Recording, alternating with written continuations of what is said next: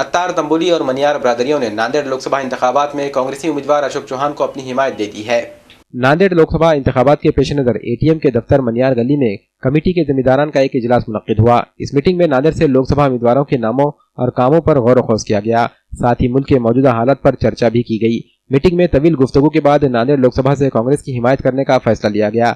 इस फैसले का बाज़ाब्ता और रस्मी ऐलान करने के लिए 7 अप्रैल को मनियार गली में एक जलसे आम मुनक्किद करने का भी फैसला लिया गया।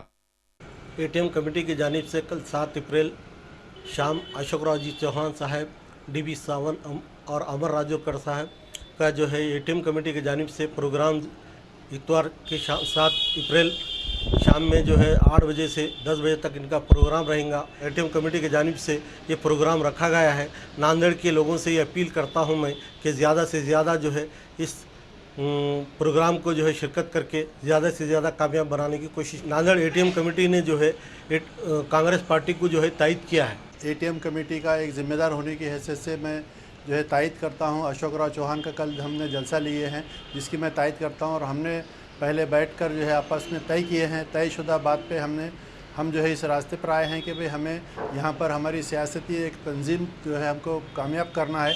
लिहाजा हमने जो है अशोक राव चौहान साहब की पार्टी को वोट देने का फ़ैसला किया है और तायद की है एटीएम कमेटी ने। लोगों से अपील करते हैं कि कल ज़्यादा से ज़्यादा तादाद में आकर इस जलसे को कामयाब बनाएं।